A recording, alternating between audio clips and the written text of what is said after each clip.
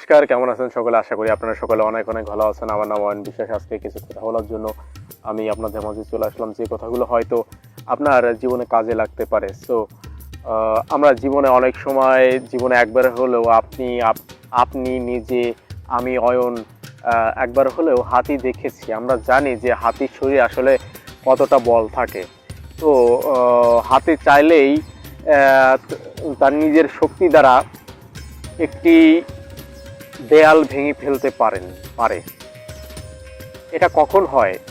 যখন সেই হাতিটি নিজের শক্তি সম্পর্কে জানে। হাতি সম্পর্কে আর একটি কথা বলি।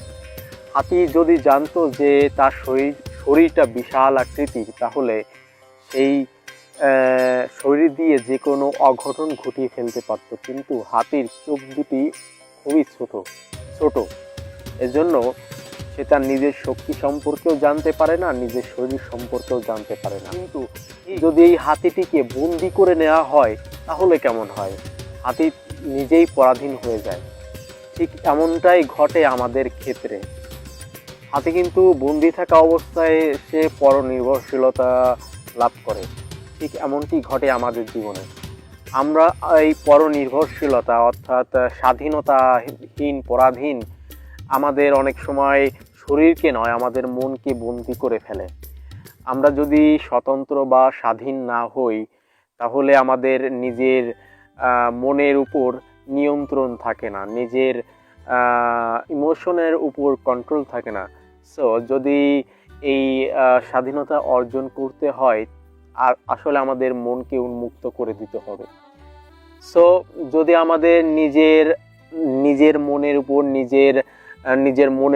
নিজের ইমোশনের উপর কন্ট্রোল না থাকে, তাহলে কিন্তু আমরা আমাদের শক্তি প্রদর্শন করতে পারি না। এজন্য সবসময় স্বতন্ত্র থাকা খুবই জরুরি। এই স্বতন্ত্র অর্থাৎ আপনি যদি নিরপেক্ষ থাকেন, আপনার মনে সহসাই হঠাৎ সাহস জেগে উঠবে ভালো কাজ করার জন্য। আপনার ইমোশনস বলতে অনেকগুলো খারাপ ইমোশনস আছে, যেরকম রাগ, অভিমান, দুঃখ, বেদনা, ক্রোধ, হিংসা, এগুলো খারাপ ইমোশন। কিন্তু ভালোবাসা, অন্যের উপকার করা, ইতিবাচক চিন্তা করা, এগুলো কিন্তু খুবই ভালো মনোভাবের ইমোশনস, আবেগ। সো এগুলো যদি আপনি জানতে পারেন, তাহলে আপনার নিজের মধ্যে, নিজের বিবেকের মধ্যে সৎ সাহস গড়ে উঠবে। আপনার নিজের উপর কন্ট্রোল অনেকটাই করা সহজ হয়ে আসবে।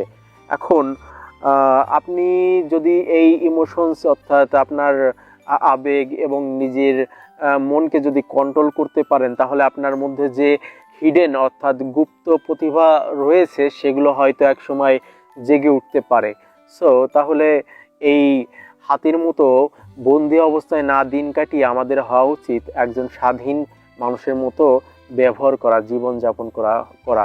তাহলে হয়তো আপনি সাফল্যের প্রথম কয়েকটি ধাপের মধ্যেই ধীরে ধীরে এগোতে থাকবেন।